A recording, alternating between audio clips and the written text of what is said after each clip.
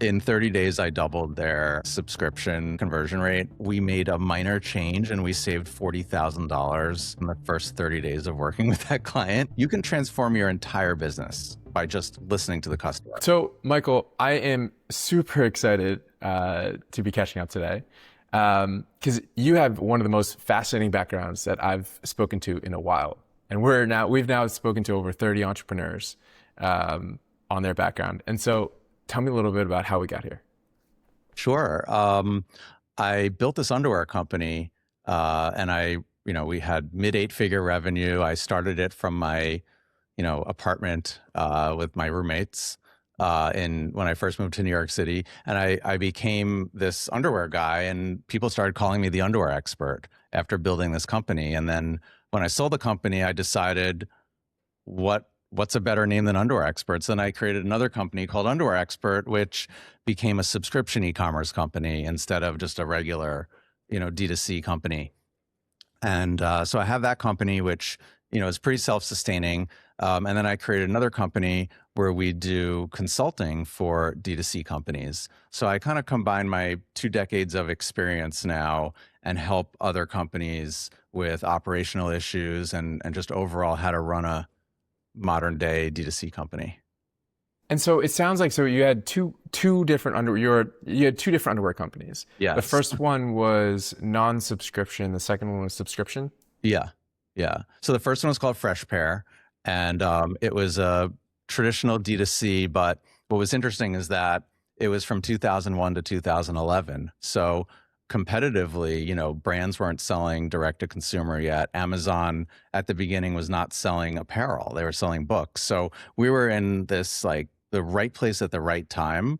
And I was able to scale that company really, really, really big. And so what was so you switched from FreshPair was like a one-time purchase business model to Underwear Expert, which is a subscription model. Right. Did you have an aha moment that made you want to transform the business model? As I kind of lived through, all the different trends and all the different changes over the years, I decided that, I didn't want to compete with Amazon. I didn't want to compete with the brands. And that was a major shift in the industry, right? That, at first, when I originally started FreshPair, there was no competition. And then when I sold the company, there was a lot of competition. So I didn't want to just create the whole same thing all over again, right? I might as well have not sold the company that I started. And subscription just always interested me. The idea of, transactions that you could forecast, that you had this recurring revenue model. It always interested me. And I never found a way to incorporate it into my first company. So that was the business plan for the new company. And so what did you do differently to incorporate subscription? Well, originally Underwear Experts started as a content marketing site. And for the first few years, we just started doing, videos and photo shoots, and we started getting 1 million visitors a month. And then once I had a user base, it took me maybe 3 years. Once we had a user base, then I decided to pivot into e-commerce and get out of the content business. Got it.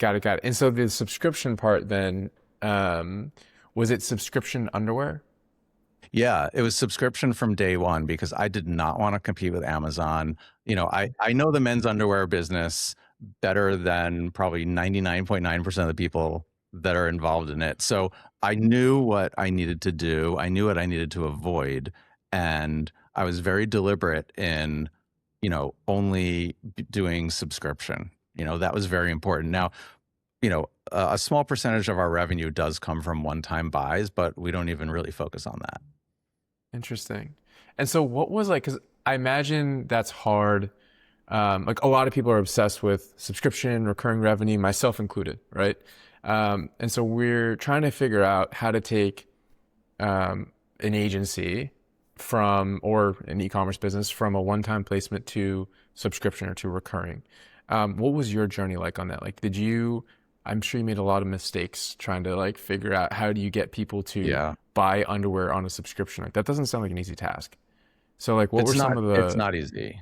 And a lot of companies have tried it and failed. But When I was at FreshPair, we sold 150 different brands. Half of them were men's, half were women's, and we had 30,000 SKUs. And it was, it was very complex. And when I decided to start Underwear Expert, I knew I needed to specialize because I wasn't going to invest in 30,000 SKUs. You can't really do men's and women's in a subscription together and do it well. You really need to specialize. And, we wanted to narrow down the target audience because we weren't selling underwear to everyone. Not every guy needs an underwear subscription. So, yeah, we made a lot of mistakes along the way, but it was very important that it was subscription first, and we wanted to do something different. If you can just go to Amazon and buy the same exact things, then we've failed, right? So we create a subscription that just worked different. And so I heard two things. One Mhm. is a subscription first business model. And then the other one I heard was specialized, niche down. Like it Mhm. sounds like if you're going to do a one-time placement, it's not as important to niche down, but if you're going to do a subscription, you have to niche down. Is that accurate? I mean, in any business, you need to know who your customer is, right? And it was just important that we didn't want to be everything to everyone. Because my first business, we had every segment of people that bought underwear, from, the Hanes to the higher end stuff. And I just, that didn't work in a subscription model, right? Because we needed like the fashion underwear segment for it to work. Why is that? Why is it that it kind of works if it's a one-time purchase, but it doesn't work in a subscription model? Like, is it that you have to just be so much more accommodating to that person so they stay with you longer? Like, I think it's really price. If you're going to buy like a 15 pack of underwear at Walmart for yeah. $4.99, like there's no way I can compete with that in any kind of subscription, no matter what I do. And so, in terms of the different customer segments, the discount customer was not going to work with a subscription model, right? So we needed to go after a segment that I thought had enough people in it that it was scalable, but it was also interesting. A certain certain types of subscriptions are the same thing over and over again, and that's not what we were going for. So our customer is driven by fashion, and we curate 100 different brands, third-party brands. So we don't manufacture anything. We curate 100 different third-party brands into this men's underwear subscription, and in order to do it, we had to build some sort of curation thing. So in 2014, because I also have a technology background, I architected this piece of software that was like the brains behind the subscription. It wasn't necessarily the subscription recurring thing, it was just the curation part. And then that fed into the purchasing system and the related things that you need in the back office to run something like this. So we built this curation thing. So now that we're on Shopify, whether you're going there for the first time or whether it's a renewal order, you interact with this, interface where you can see all the different items that could be in the box, and then you can narrow it down to the ones that you want. And it's all based on our internal system and, whatever goes into that algorithm. Interesting. Yeah. And so your secret sauce then, I'm sure it's way more than this, but you knew the customer so well because of this curation method, that you were able to give them what they wanted during each reorder, essentially. And so folks stay with you for longer, meaning that you end up making your money on the subscription as opposed to the Yeah. one-time placement. I found that people don't really like to be surprised, you know? And Yeah. when I first started the company, there was a bit of a surprise element to everything, and the churn was very high. And then I decided that, okay, that's not going to work. So we wanted people to have the ability to preview their box before it ships, but all the technology out there was just it didn't do what we needed. So we built our own kind of preview your box before it ships functionality, and we let the customer make changes in real time. So if they want briefs or trunks and whatever the size is and whatever the colors are. They can change all of those things, and then we just show them a new set of products that they can choose from. So it works the way the customers want to shop, and then we were able to get our churn, very low. In fact, we probably have one of the lowest churns out there for anything in this Really? in this area. What were some of the what were some of the surprises as you switched to subscription? Mm. Or I know you also consult, you work with a lot of clients on helping folks with their recurring revenue, their subscription, etc. Yeah. Um, what are some of the problems that either your clients or you have hit when it comes to switching their business model to a more recurring revenue model? So, because I like to be very busy, Underwear Expert is a small percentage of my time now, because it's a mature enough company, and my consulting business is actually the majority of my time, where we work with D2C brands. And we typically work on projects that are, interesting and fun and more long term. Um, we haven't had any brands come in that had no subscription and wanted to switch to subscription. We typically have brands come in that are usually supplement brands, and either startups or existing companies where they have a subscription. It's some percentage one time, some percentage subscription, and they're trying to optimize around the subscription because they're not really making any money on the one times, and because the customer acquisition costs are so high. And especially if they're a startup, they really need to optimize around the recurring revenue part of it. So we get involved in, how to optimize all the various subscription elements. Mm. And so can you think of an example where you're working with a client Mm. and they just had a massive problem with their subscription we didn't see coming? I mean, there's so many of them. I mean, I had a client once where in 30 days I doubled their subscription conversion rate, and that was the same client that I cut their churn in half.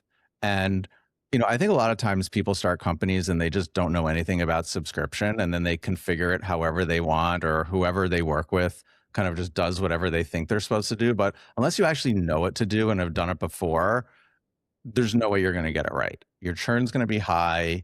You're not going to optimize around subscription. So I think there are just some basics that you need.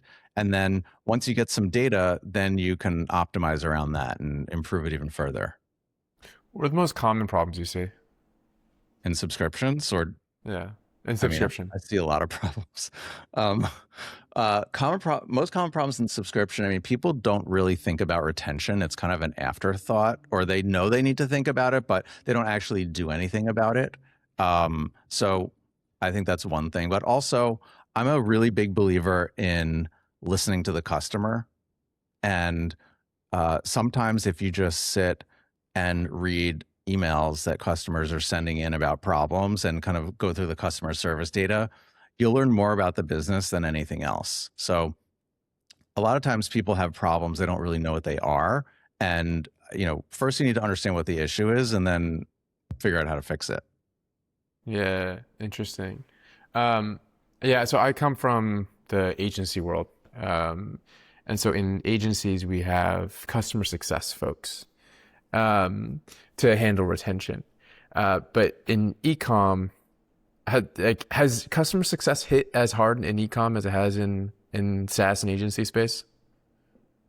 I mean, at my first company, we got, I think, 5,000 emails a month and 5,000 phone calls a month when people actually used to use the telephone. And so I had a team of people that did customer service, and that company, that was like a decent amount of tickets per month, 10,000 tickets. And I made every single person in the company spend a few days a year sitting in customer service just to learn what was really going on, and all the executives, everyone.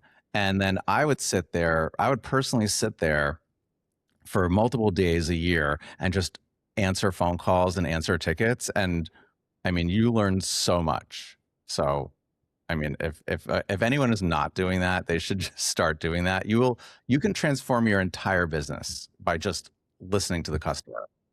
I've heard that. I just listened to a podcast on Elon where Yeah. he would just sit on the factory floor and just like watch people move the conveyor belts, right, to make his cars. Um, and like I imagine that's one of the best ways to, in this case, figure out what's wrong with the customer experience. But in the Elon example, that's a similar similar tool to figure out your operational issues too. I Um, mean, that's the only way to do it. I mean, I remember I would sit there with a sheet of paper and I would just take notes.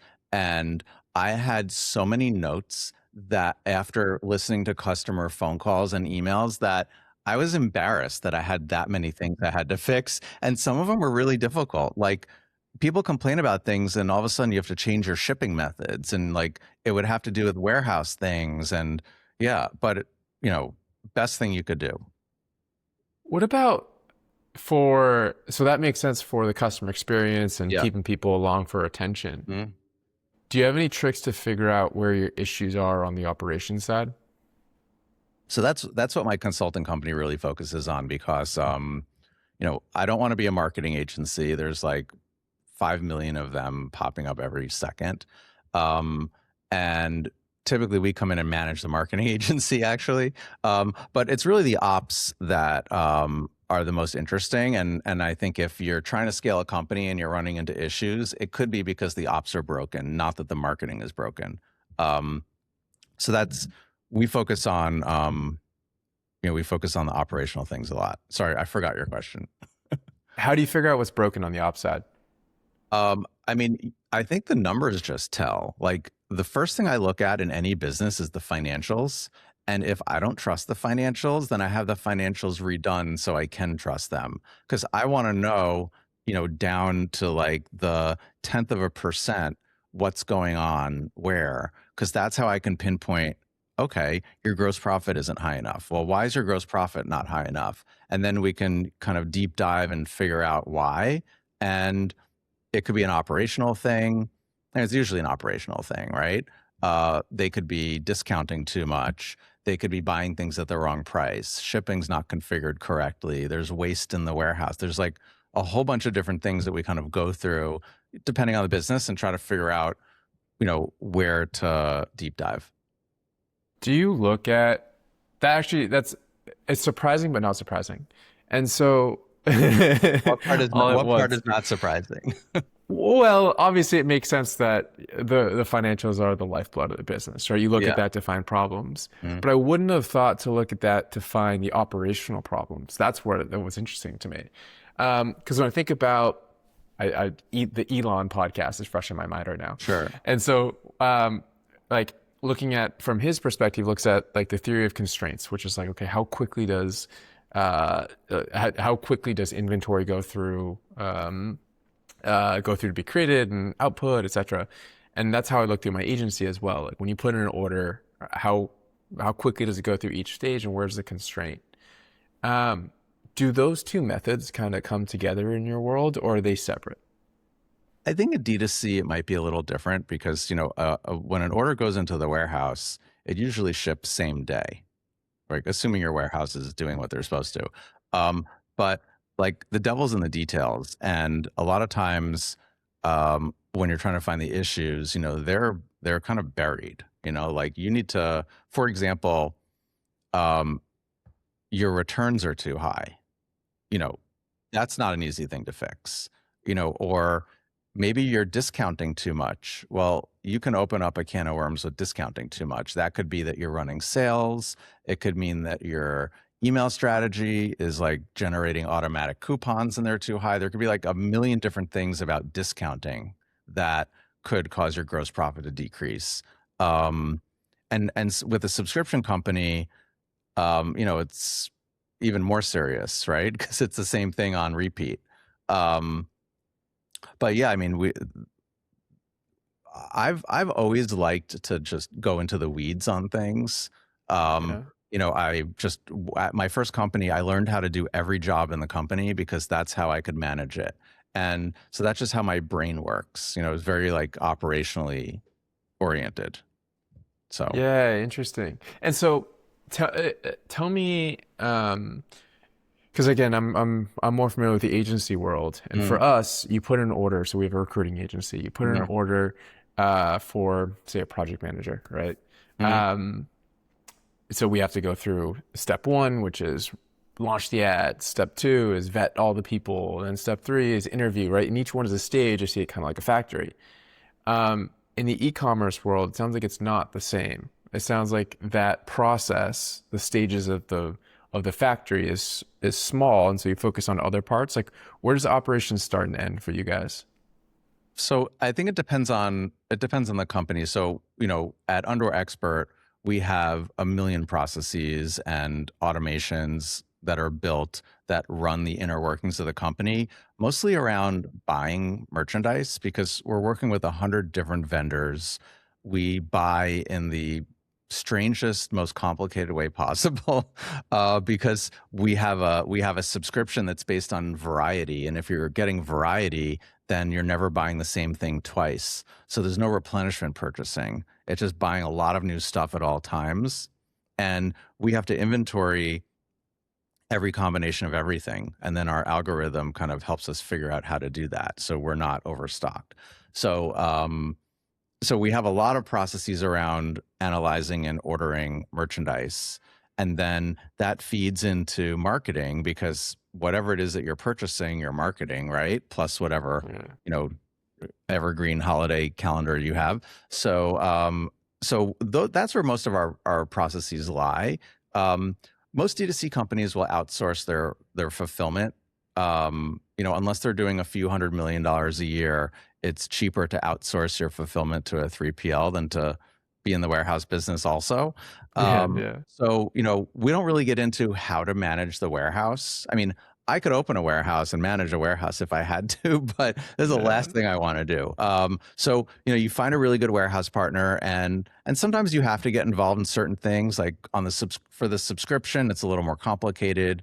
We have a lot of custom requirements with the warehouse, but if you find a good warehouse partner, they can kind of handle all that. So I'd say processes are really around, internal operations, purchasing, which is probably where we spend the most time, marketing, finance, those kinds of things. Yeah, I got it. So it's like purchasing, vendor management. Um, we had a we had an interview 2 weeks ago with someone who was e-com but also brick and mortar. And turns out with when you get into something like a Target, um, you have to actually have a team that goes in and stocks the shelves, which blew my Yeah. mind. I mean, B2B is a whole other ballgame. I mean, we had a client that had a large B2B business, but the B2B business was in another country. And um, and the B2B requirements that they had were so specific that it just I don't even think you make money working with those accounts. I think you're doing it purely for exposure because the cost of all the labeling requirements and the sorting requirements and the shipping requirements, and then if anything goes wrong, you're getting a chargeback. Um, you know, uh, uh, I think it has limited value. I think brands can utilize wholesale for exposure, but they shouldn't plan on making any money off of it, right? And it's a Interesting. huge amount of time goes into preparing wholesale purchases for some of these larger stores. Yeah. When do you think it makes sense for an an e-commerce brand to use wholesale as exposure? I think if you're starting out and no one knows who you are and you need, eyeballs, then getting into wholesale is eyeballs. But, with that, there's a financial risk. So assuming you can limit your financial risk and, the people that owe you money are through some sort of insurance product where you're not taking that risk, then it's really just, it's exposure and hopefully you're scaling it faster than you could yourself. But obviously influencer marketing has changed things. the internet has changed things. So like the things that people used to do are, totally different now, but I still think that having some sort of wholesale presence could help. The problem is that there Yeah. just aren't that many places to go that pay their bills. And, wholesale is not, it's just, you can't do the same things with it that you used to do. There's Yeah. very few department stores that you could actually go into that would, pay their invoices in less than 6 months. So the risk there is that the wholesaler doesn't pay you. Yeah, I mean, it just requires a lot of management. You need to have someone that knows how to do it and that manages that process for you. I think there's a benefit, but there's a limited benefit. Gotcha. Okay. And so then in your consulting business, you focus on a lot of operational problems.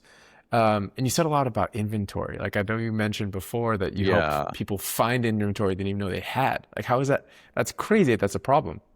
Yeah, I mean, it just because of how my brain works. So, Yeah. in the businesses that I've been involved in, I've been the CEO and the investor. So I answer to myself. And I think about inventory as like piles of money sitting in the warehouse that I put there, right? And if there's a pile of money that's missing, or it's not being optimized correctly, then that's my money that's not being optimized correctly. So I think about it personally. It kind of helps with a lot of things, but it's probably also not a good thing. um so yeah, uh, there's like a very common thing that can happen where you have inventory in a warehouse, and over time things change. Maybe when the information was uploaded to the warehouse, the color was called red. I don't know. And then maybe somehow the color changed to orange, right? And things get broken. UPCs change, vendors make mistakes, someone copies the wrong column from a spreadsheet, or they're just things that happen where inventory changes. And you wind up having orphaned inventory. Like every warehouse, every company, there's some amount of inventory that is just orphaned for whatever reason.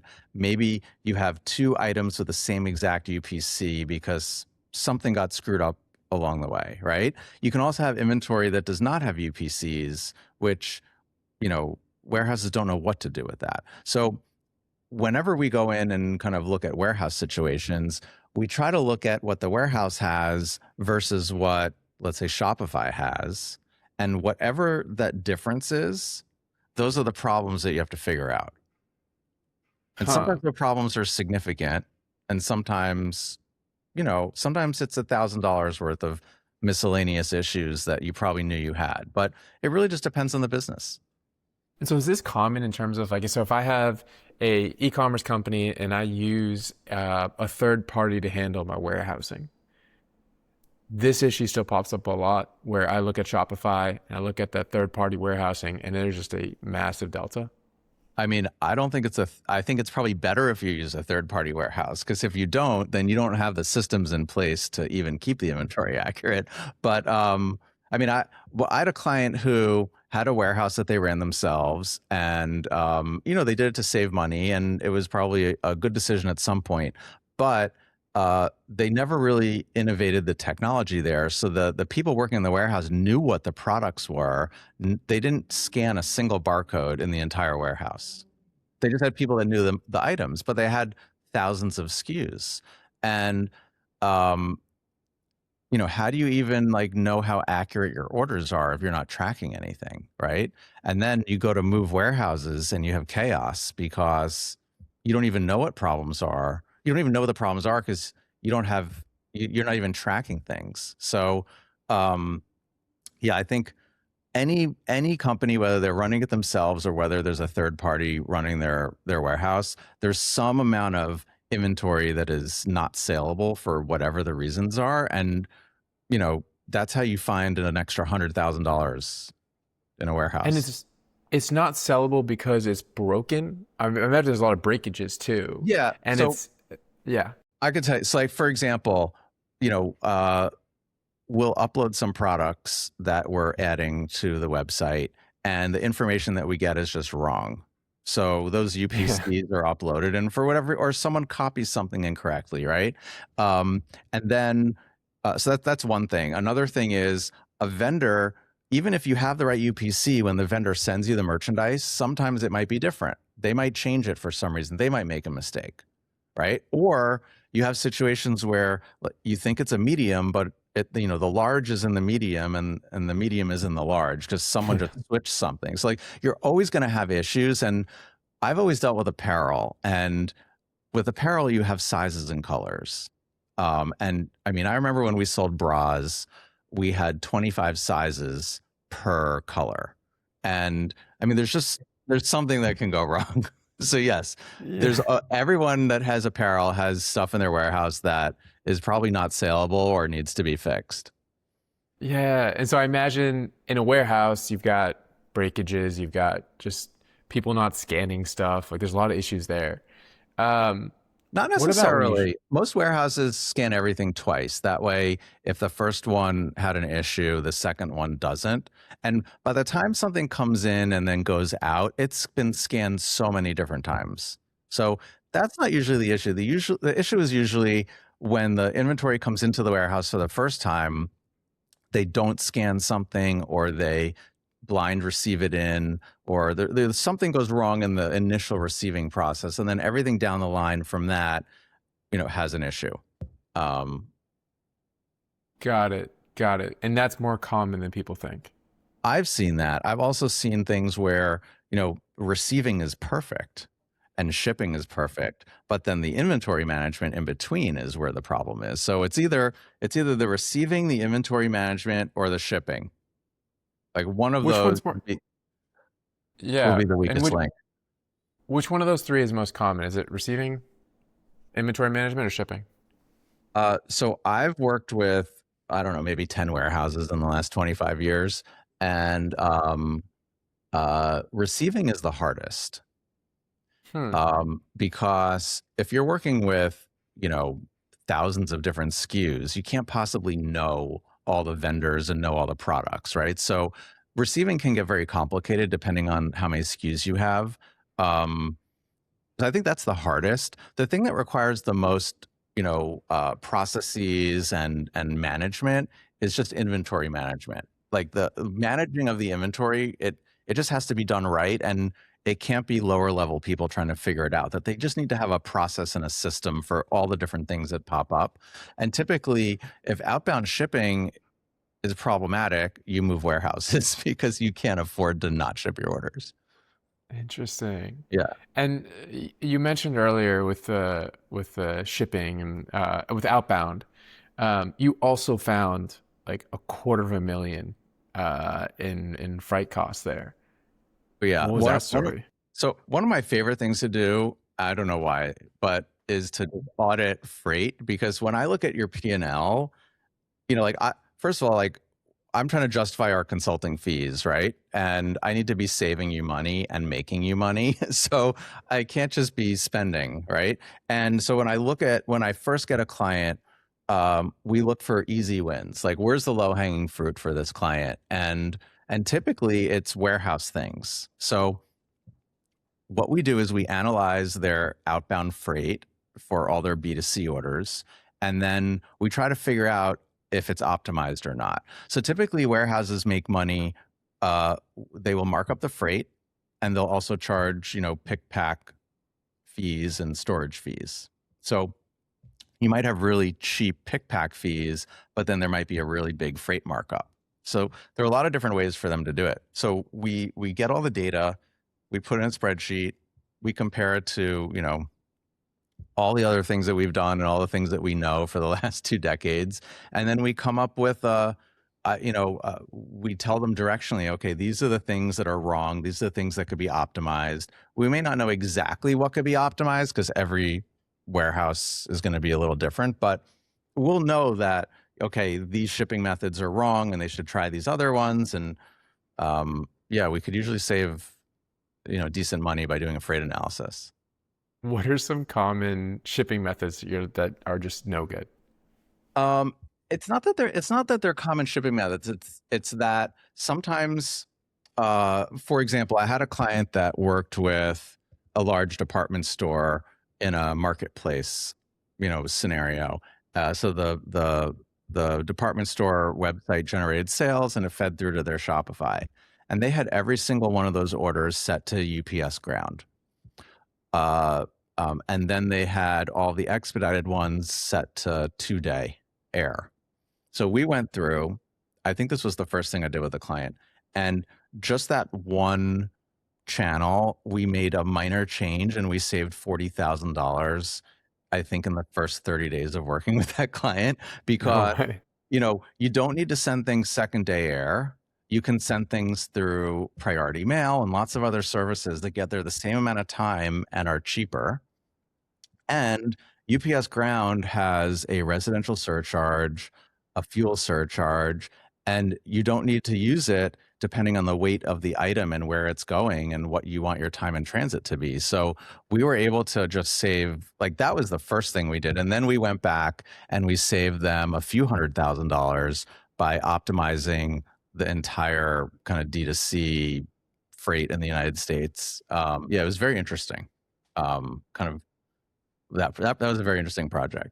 Interesting. So it's Yeah. almost like channel optimization for outbound freight. I mean, people think that they have marketing problems, and they might, but they probably have operational problems. Imagine you can squeeze an extra $250,000 a year in profit out of your business. You can spend that on marketing, or you could not spend that at all. But yeah, there's a lot. There's a lot in operations that people don't understand because they've never done it before, and the cost of bringing in an expert is usually pretty high, but it pays for itself when you find these $250,000 wins. Are there any other easy wins that you look at when you first start with a client? Um, One of the things we started doing was just going through the apps that they have in Shopify. You would not believe how many apps people install into Shopify. Like, I would say the average amount of apps that we uninstall is probably 20. I mean, 20. there are just so many different apps, and obviously it's slowing down the website, and there's a cost to them, but people don't know. Like, they don't know what they should be using. They have someone who's in charge of it, and they decide they're going to use something or other, and maybe it's good and maybe it's not, or they try a lot of different things and they don't uninstall the old ones. So a lot of times, like, there's like spaghetti of apps that you have to deal with. Most people don't configure Shopify markets correctly, or shipping, or tax correctly. It's like a lot of these operational things that should just be kind of set. They don't know enough about it, so they do their best, and then they wind up with problems that emerge. And are those problems, which ones are the biggest problems in terms of profit? Like, are the Shopify apps expensive? Are people spending too much on taxes? Like, where are some of the easy wins It's all that the affect? above. I mean, I think if you have a business that you've been running for a certain number of years, you might have a certain amount of legacy things that, maybe like you don't want to deal with it because it's a pain in the neck and it's going to take too long, or you don't know what to do, right? Or sales tax is an area where no one really understands it. They just do it the way they do it. But there is a better way to do it, and they don't necessarily even know what it's costing them to do it incorrectly.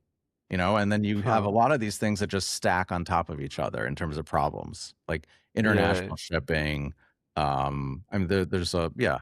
So I think one of the things we like to do, again, depending on the client, depending on how long they've been in business, their sophistication level, sometimes just going through Shopify and doing the basics, like going through every single setting that they've, the whole entire thing, the theme, the whole thing. A lot of times you can have a huge win just by doing that.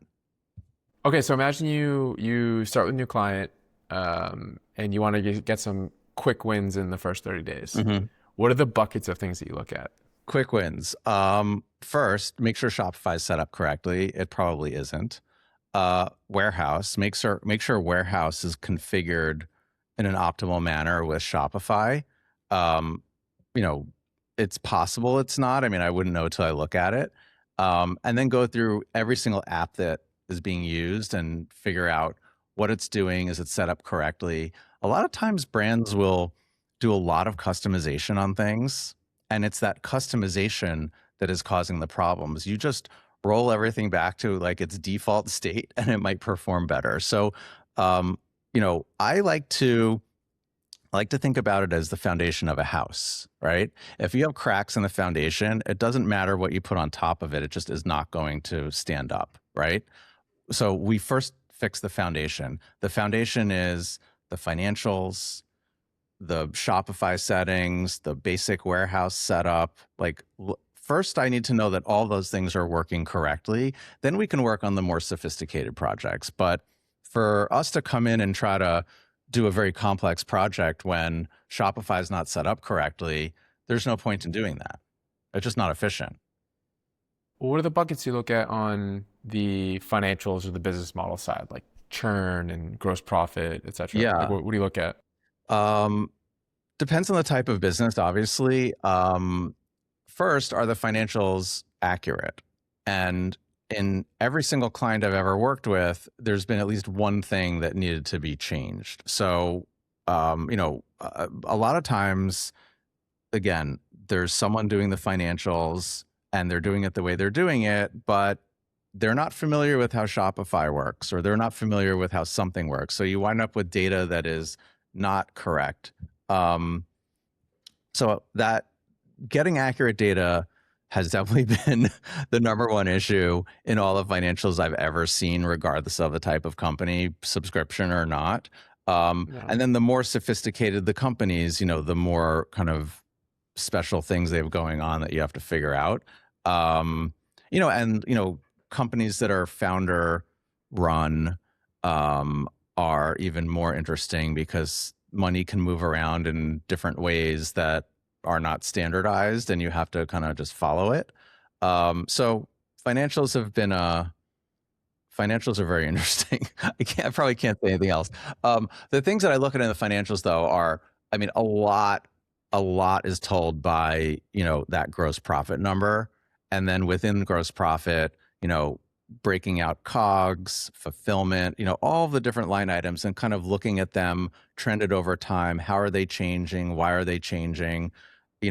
I don't like looking at I don't like lumping things together. I like looking at it per month. So like, how is, February in this year looking compared to February in the prior year? I like to exclude November and December because there's always like, it's heavily promotional and a lot of, one-time things. So we kind of just try to figure out like what looks weird, and then we dig into that. What's a healthy gross for ecom? It really depends on a lot of things. So like, do they manufacture their own product, or are they a third party reseller? I think, uh, um, if you look at your revenue minus your merchandise cost, minus your fulfillment expenses, just so everyone's using the same kind of nomenclature here. So whatever that is, it needs to be higher than 40%. Yes. 50%, Got it. 60%, amazing. But this is where a lot of times we get into like subscription optimization, which I think you asked about. With subscriptions, you can have really low gross profit where you're selling a $30 item and they're getting a discount and they're getting free shipping, and you're shipping it every month. And there are a lot of things you can do with subscriptions to optimize them that are, maybe people didn't think of. For example, if you switch from a monthly to a quarterly shipment, you're shipping it once instead of 3 times. So you can sell it to the customer for less and give them free shipping and make more money. That's awesome. Yeah. So That's awesome. But again, every business is different. Yeah. There are ways to optimize. Yeah. And so moving around the shipping model can make it easier to sell and make you more money. What about churn? Do you have any cool hacks like that for optimizing churn? I think, a lot of marketing comes down to education and, educating the customer about what to expect. So if you have a subscription And I mean, it doesn't even matter what it is, whether it's underwear or something more important than that. Um, you want to educate them about what to expect before they place the order. And then you need to educate them in the automated emails that go out. And you could educate them the first time they open the box. There's information in there. But I think if you educate them and set their expectations correctly, you can keep your churn down. But if if they think they're getting one thing and they open it up and it's something else, like I'm sure we've all gotten, we order something off of Instagram and when we get it, we're like, this is crap, and we just throw it in the garbage, right? Like how do you avoid that? You have to have the right photos and the right messaging and the right everything so you know what you're going to expect. Yeah, I think you mentioned there was a story about where you literally had to get models to come and go Oh handle the yeah. underwear, right? What was This that is a fun story? one. Yeah, so I have a lot of stories. Yeah, so we had a client and they were trying to figure out how to get Amazon to perform better. And typically when we bring on a client, they have an agency that runs their Amazon. If we don't like them, we bring in our own agency, but we typically help manage the Amazon agency, right? Because we're not a marketing agency. Um, and through that, we learn about the customer, about the problems, about whatever's going on with Amazon with that client. So this client, we replaced their agency with one that we, like working with, and we started kind of really deep diving into how do you scale this on Amazon? And we started to see some really, really significant growth as a result of the changes that I made. And then, um, and then I started looking at the product ratings and I realized that this is not going to scale to tens of millions of dollars because the product ratings are too low. And then I looked at the overall company rating, and for a company that had been around for years with, significant amount of purchases, like why are the ratings not higher? Because the product is really high quality product. Like I know what goes into the product. Um, Long story short, I realized that um, the product ratings were a reflection of size, and there were sizing issues. And so, how do you fix a sizing problem with an apparel company? I mean, it's not easy. So, we hired a few dozen models, and we needed models in every size, small through 3X. And then we needed every product that they had, but we needed multiples of each because there's not just like one body type, right? You have all these different body types. So within a small, you have multiple body types. You have little skinny guys, athletic guys, whatever. So we had all these models in different body types and different sizes. We had 800 different garments from their assortment because we needed multiples.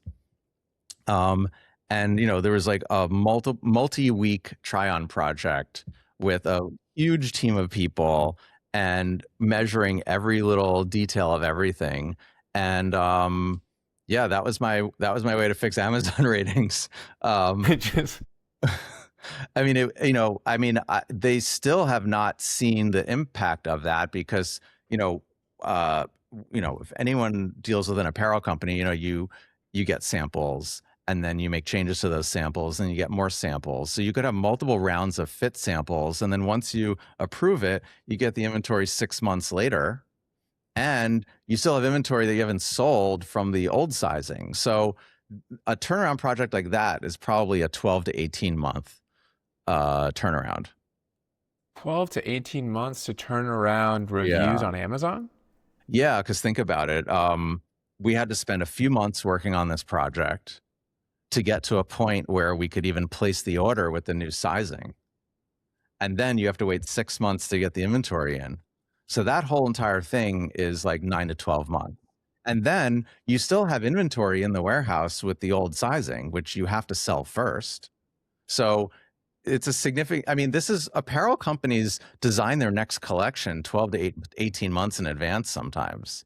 That's about Yeah. 3 times longer than I thought it would be. That's Oh crazy. yeah. And like, pre-pandemic, the timeline was a little shorter. But then as things got delayed with different, logistical issues around the world, there are brands that are planning things 18 months in advance. That's wild. Yeah. Uh, That's insane. Okay, and so I understand now if it takes you if you need to make a change and it takes you 12 months, 18 months to see one feedback loop of cycle, it Mhm. makes sense to talk to someone like you who's been through those cycles to vet that because the feedback loop is a year and a half. Yeah, and and it's easy to make a mistake, and maybe you don't really need to do that project, right? Maybe something else is Yeah. wrong. But at least for this client, you know, we analyze the reviews so detailed. We went through, more than 10,000 reviews and got the data to a point where we were very comfortable with it.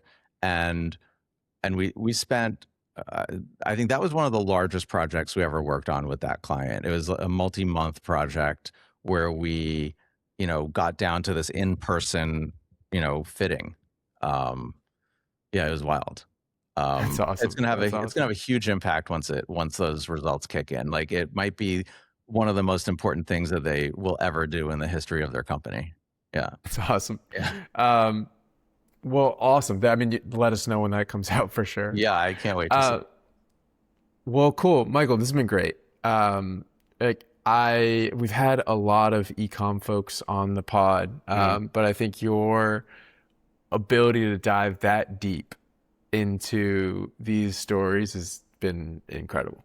Thank you. So thank you. Yeah. Absolutely. It's fun doing Um, these things because, like, I don't know, some people can talk about things, but I've actually done these things and I've seen them, things evolve over the last 25 years.